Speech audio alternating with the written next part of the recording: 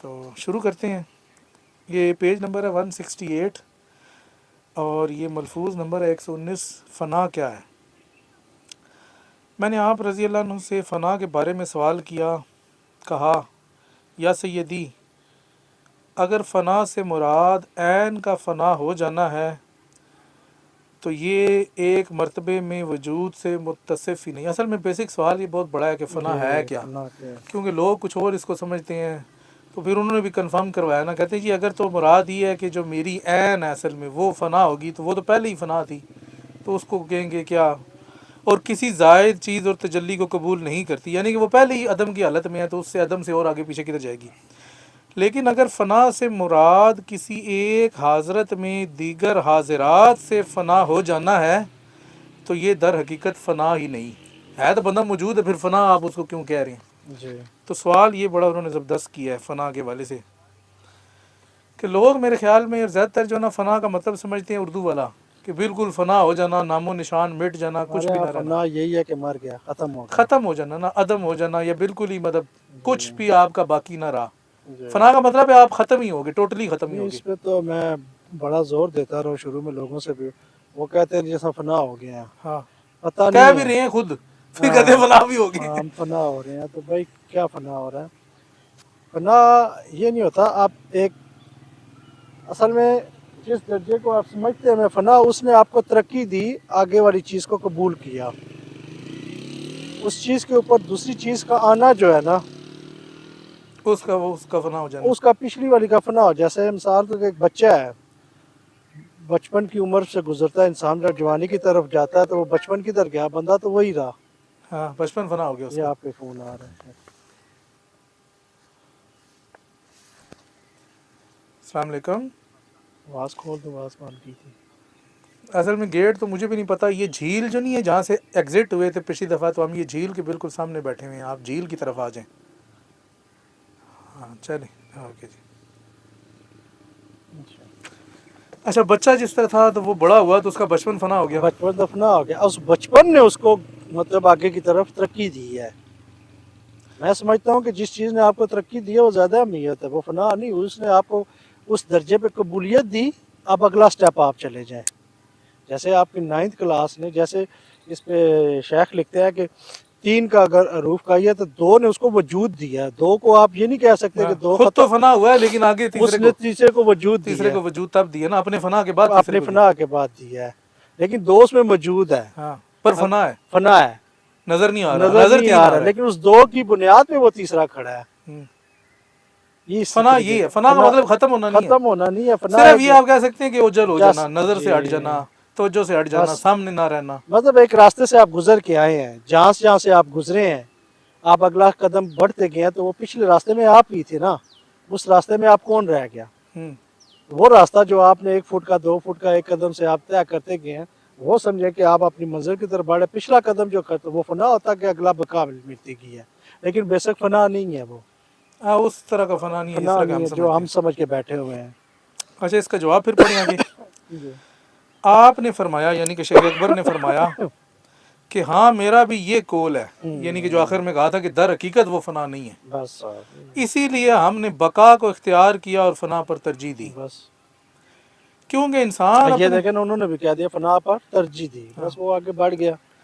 क्योंकि इंसान अपने फना वाले हाल में किसी एक मामले से फना होकर किसी दूसरे मामले के साथ होता है जी, बस। और जिसके साथ वो बाकी होता है वो रुख उससे ज्यादा शर्फ वाला है जिससे वो फना होता है। बस जिसको छोड़ के आगे चला जाता है वो अगले वाला ज्यादा बेहतर है ना, तभी उसकी तरफ गया, वरना क्यों जाएगा। बिल्कुल।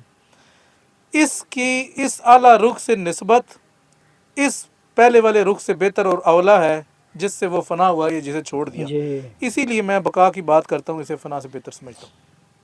अब इस फना को जो समझेगा ना, तो उसको फिर फना फिल शेख से ही समझ आएगा, फिर आगे बढ़ेगा, वरना वो कभी फना फिल शेख से आगे बढ़ ही नहीं सकेगा।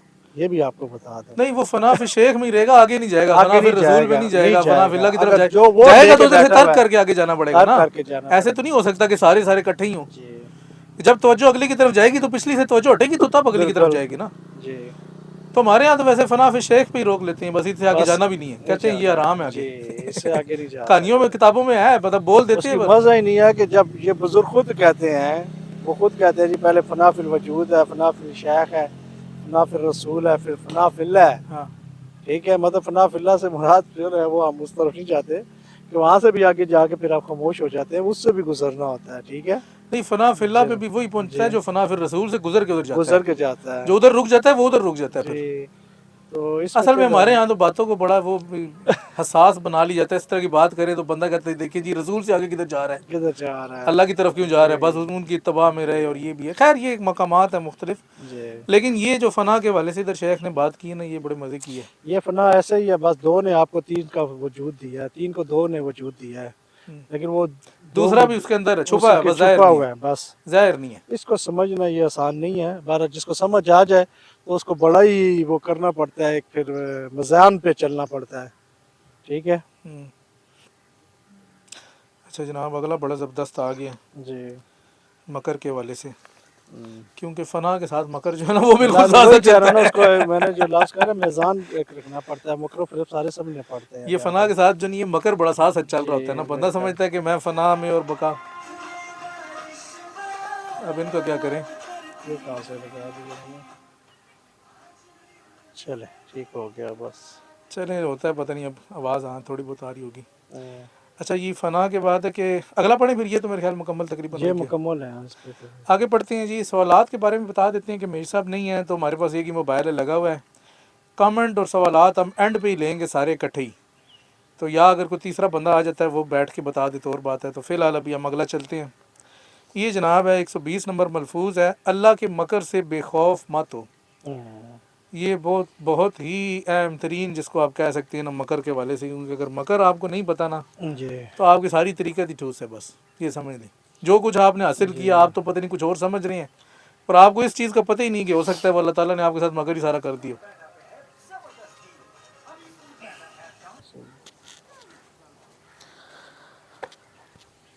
अच्छा जी, तो अगला हमारा था अल्लाह के मकर से बेखौफ मत हो। ये बहुत ही अहम है। मैं समझता हूँ कि अगर तरीक़त में कुछ सबसे चीज़ अहम है ना वो यही है। जी। इस पे वो बुल्ले शाह का शेर भी है ना, अच्छा उस ठगा ने ठग नु ठग बाल विच अडा दी अग, उस ठगा ने ठग नु ठग। लेकिन ये समझना तो मुश्किल है, बड़ा मुश्किल है मुराद ना, क्या ये। वो मतलब फनकार रब दा नहीं, मुझे उसको मतलब नहीं शेर तो मुझे समझ में आ गया है, जी। लेकिन उससे मतलब वो क्या है? मतलब उसका यही था कि उसके मकरों को समझो। हाँ उन्होंने अपनी उस जुबान में ठग हाँ, कहा अच्छा ना, अच्छा अच्छा अच्छा। कि उस यानी ठगा कि ने कहा ठग है नु कि ठग। आप उसके मकर को समझो, उसके मगर का शिकार ना हो जाओ। या मकर का शिकार ना, उस ठगा ने ठग नु ठग, वो तुझे पहले ठग ले, इससे पहले कि तू उसके मकर को समझ जा। समझ जा। हाँ जी। लोग इसका कुछ और ही मतलब समझते वो फ्रॉड की तरफ चले जाते हैं। हाँ। हाँ, मकर ये तो मकर अल्लाह भी कहता है ना, वो मकर करते हैं तो फिर मैं भी मकर करता हूँ। अच्छा जी, कहते हैं जी इस्माइल इब्न सदकीन कहते हैं मैंने आप रज़ी अल्लाह अन्हु से किसी कहने वाले के इस कौल के मुतल्लिक़ सवाल किया, जी बेशक वो आँख जिसने किसी दौर में तुझे देख लिया अब वो आँख अंधेपन से भी अमान में है। अच्छा ये किसी सूफ़ी का शेर होगा ना कि जी मैंने इसका दीदार कर लिया तो अब तो मुझे कोई टेंशन नहीं, और मकर से जिस तरह नहीं होता कि बेनियाज होकर बंदा बात कर रहा होता है। तो ये इस्माइल इब्न सदकीन कहते हैं मैंने फिर आपसे पूछा कि क्या इस आँख और मकाम वाला शख्स खौफ से भी आरी है? खौफ से मुराद यही है कि उसको फिर कोई खौफ नहीं है, मकर से आरी हो गया कि उसने देख लिया तो पता नहीं अब क्या खत्म हो गया, ख़त्म हो गया उसका मकर, मकाम पहुंच गया। तो अल्लाह आपकी तायीद करे इस पर। आपने फरमाया यहाँ एक असल है जो तेरे इल्म में होनी चाहिए और तू उससे मुतहक्किक हो, यानी कि असल बात अब बताएंगे। मैंने कहा ये इंशाअल्लाह या सैयदी। अच्छा वो ये कि तू किसी शय से अल्लाह पर हुक्म मत लगा, ठीक। चाहे तू आला और कमाल वाले मरातब में कहीं भी पहुंच जा। तो फाइनल लेना ना उसका समझ, तो फाइनली ना कह दे कि बस बस हो गया मैंने पा लिया, जिसका कहते हैं ये पहुंचा किसी हुआ भी है। बात से उसको ना कर।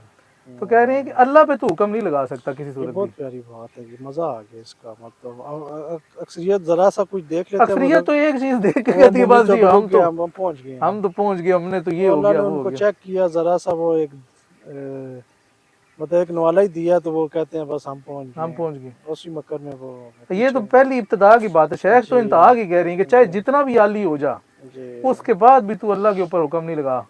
ये ना कहे कि जी अल्लाह ने मेरे साथ ये कर मेरे लिए लिया, मेरा फलाना हो काम गया, ये हो गया। बिल्कुल।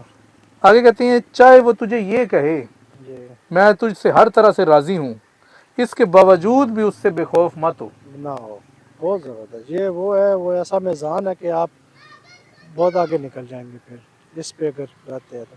या हमारे असल में खराबियाँ इतनी हैं, ज़रा सी किफ़ियात किसी के ऊपर आ जाती है, वो कहते हैं मेरे साथ पता नहीं क्या हो गया, उनका जज़ब नहीं करते ना।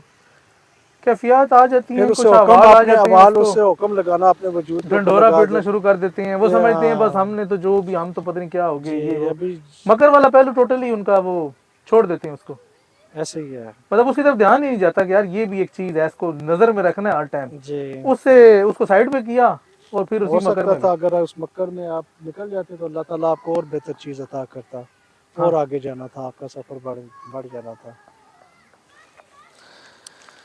अलूहियत को उसका हक अदा करना लाजिम है। जी इस बारे में उस खबर पर गौर कर जो हज़रत जिब्राईल और इसराफील अलैहिस्सलाम के बारे में आई कि वो दोनों रो रहे थे।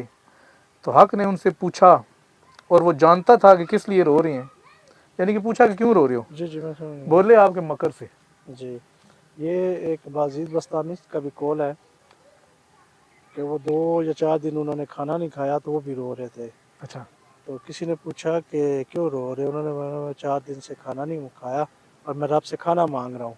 तो उन्होंने कहा इसमें रोने वाली क्या है? उन्होंने कहा कि उसने कहा है कि मैं रोऊँ तो वो मुझे दे, तभी मैं रो रहा तब मैं रो रहा हूँ। तो ये मसला ये है कि आप, वो जानता है कि मैं क्यों रो रहा हूँ, हूँ। मतलब हाँ, एक उन्होंने समझाने के लिए एक बात की थी, ठीक है? तो आपको रोना तो पड़ेगा। ये कभी भी नहीं आप कह सकते हैं कि मैं कंप्लीट हो गया हूँ या हाँ, मैं मुझे तो अब मुकम्मल हो ज़रूरत नहीं गया है, हूँ, मैं तो ज़रूरत नहीं। पहुँच गया हूँ, मैंने तो ये देखें, दर्जा ही ये पा हज़ूर लिया। गौस पाक के साथ एक बड़ा मशहूर वाक़या वो अक्सर लोग कोट करते हैं कि जब शैतान ने आपके ऊपर हमला किया तो उसने कहा कि तो अल्लाह आपसे राज़ी हो गया है, हाँ, तो अब आप इबादत क्यों करते हैं? तो आपने उन्होंने कहा मैं शुक्रगुज़ार बंदा उसका। बल्कि ये नबी पाक सल्लल्लाहु अलैहि वसल्लम के साथ भी हुआ था कि जब अल्लाह आपसे राज़ी है, सारे असहाब ने भी किया था, हाँ, तो हाँ, उन्होंने कहा मैं उसका शुक्रगुज़ार बंदा बंदा ना बन बनूँ। और क्या करूँ?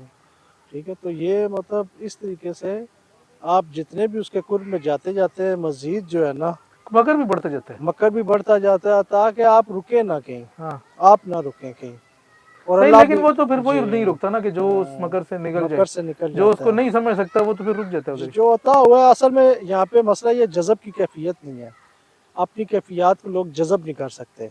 मैंने जो सबसे बड़ी कंट्रोल देखी है, कमज़ोरी देखी है ना, मतलब कइयों को तो इतना नशा, वो पीर के पास जाते ही वो कहते हैं हमें पता नहीं क्या हो गया है। ना कुछ सीखा, ना कोई बात, ना कुछ और, बस गए तो कहते हैं जी हम पहुँच गए हैं। पीर साहब के आके तू सही जगह पहुँच गया, बस हुण परेशान नहीं होना। उसी पे खुश हैं। उम, तो अल्लाह के तो मकर, ख़ैर उससे तो बचना बहुत मुश्किल है ना। जी, अच्छा, तो अभी आगे खैर यहाँ पर ये मलफूज तो ख़त्म हो गया, इस पर शेख ने कहा कि ऐसा ही होना चाहिए, जी, यानी कि वो हर हाल में। आगे हम ज़रा फतवात में से देखते हैं कि मकर को आपने बयान किया कि ये मकर है क्या चीज़। अच्छा जी, शेख ने फतवात मकिया के बाब नंबर 231 में मकर की मार्फत पर तफसील लिखी है।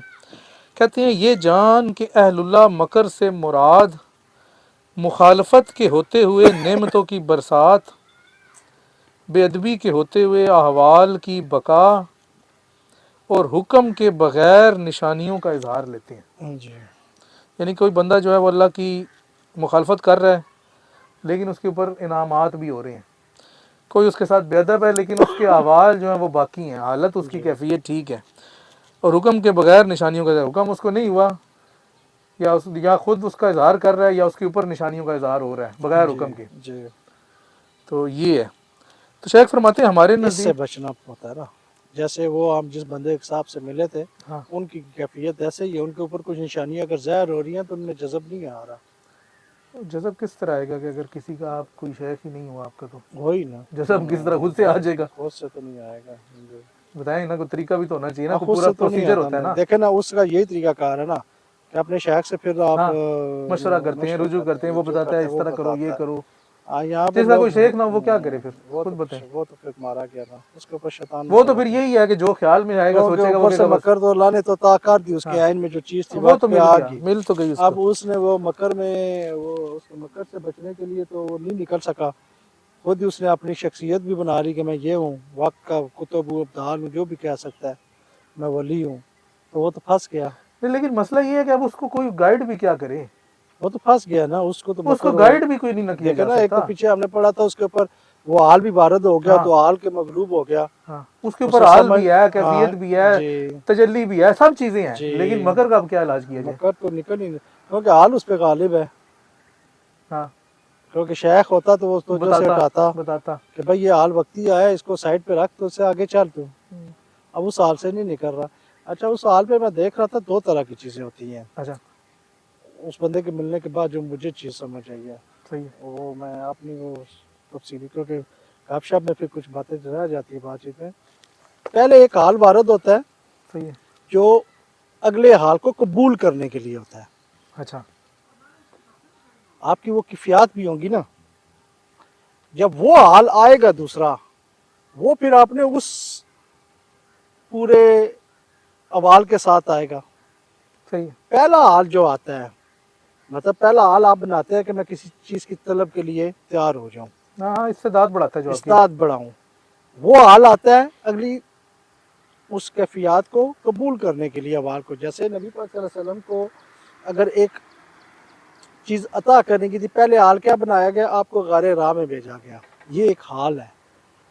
3 3 दिन आप वहाँ रहना या 2 2 दिन रहना, जो भी रवायात है, इससे ज़्यादा भी टाइम हो सकता है, ये एक हाल बनाया गया था। आप इंसान के ऊपर एक हाल बनाया जाता है, उसको जंगल में या अलादगी लोगों से कर दी जाती है, अब ये एक हाल बनाया गया ताकि उसको वो चीज़ अपनी रिक्वायरमेंट पूरी उसकी हो जाए, वो हाल आ जाता है। मतलब उसकी तैयारी कह लें आप। हाँ, उसकी तैयारी है। अब यहाँ दोनों चीज़ें, एक तो जिस हाल की वजह से वो दूसरा हाल उसके ऊपर आया, हम्म, अब दूसरा हाल जब उसके ऊपर वो गालिब हो गया, उसकी रिक्वायरमेंट थी ऐसा थी, उसने वो पहले हाल की सारी चीज़ें इस तरह अपना ली कि उसी में ही पक्का हो गया। अब हो सकता है उसके ऊपर वाला जो तरक्की वाला हाल था, उसके लिए वो मोल बनाना ज़रूरी नहीं था, वो गार में जाना ज़रूरी नहीं था, या जंगल में जाना यानी वो ज़रूरी नहीं सिर्फ था। उसके लिए, उसके कबूलियत की इस्तेदाद कबूलियत के लिए था, उसके बाद बस, उसकी जरूरत नहीं है। उसकी ज़रूरत अब नहीं नहीं है कि थी। सारी जिंदगी घर में बैठ रहे हैं, हाँ, अब सारी ज़िंदगी उसके लिए गार में बैठने की ज़रूरत नहीं है। क्योंकि अब उसने कबूल कर लिया ना, अब कबूल आगे कर, चलेगा ना। अब आगे जिस तरह हमने चलेगा थोड़ी देर पहले पढ़ा जी कि पहले हाल वो फना होगा तो तभी जी, दूसरा आएगा ना। ऐसे ही है। तो यहाँ भी क्या करते हैं, अब जिस पहले हाल में उन्होंने जिस हाल दूसरे हाल को या दूसरी तजल्ली को कबूल किया, तो वो समझते हैं अब सारा मामला इसी हाल से आएगा, बार बार उसी को करते हैं रिपीट। उसी को करते हैं रिपीट। नहीं, वो तो तब करेंगे ना कि कुछ शेख बताने वाला नहीं है, खुद से कर रहे हैं खुद तो। से कर रहे हैं ना, वो समझेंगे कि बस ये ऐसे मामला होते हैं, वह कहेंगे जब पहली दफा ताला खोला इस तरह खोला था, अगली दफा भी इस तरह इसी खुलेगा, तरह खुलेगा, लेकिन वो उस तरह होता नहीं है। उस तरह नहीं होता जी।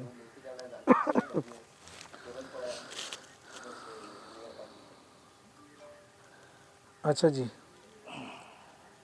तो उसके बाद शेख फरमाते हैं हमारे नज़दीक ये भी बंदे से मकर है कि बंदे को इल्म दिया जाए जो अमल का मुतकाजी है, लेकिन अमल से महरूम रखा जाए। जी, ये भी बहुत बड़ा मकर है। जी। यहाँ पे ये मकर इस तरह है कि एक शेख के पास चले गए तो उसने कहा यार बच्चे सब कुछ छोड़ दो। एक तो वो है कि उसने पहले आपको आजमाइश की, ठीक हो गया, मतलब ये फलाना काम छोड़ दो, ये चीज़ छोड़ दो, ठीक है, ये तुमने इतनी मतलब है कि अपना इस तरह का मतलब ये तो चलो उसने आपके आजमाने के लिए ना, कि आजमाने अपनी के लिए एक ये सच्चा आजमाइश। भी है कि मेरे पास हाँ, आया तो मैं तो नहीं अब वो मुझसे आगे। देखेगा कि ये अमल भी करता है कि नहीं। हम्म, मैं वक्ती इसकी ऐसी आदत, पास करो उसने कानों में कोई डाली हुई है चीज़ या गले में डाली हुई है, वो शेख कहते हैं यार ये उतार दो, हम्म, क्या इस तरफ आता है। इससे बढ़ के भी शेख ऑर्डर करते हैं, मैं वो यहाँ लाइफ करना नहीं चाह रहा, मतलब बाद लोग कहते हैं आप नमाज रोज़ा सब कुछ छोड़ दे, सही है।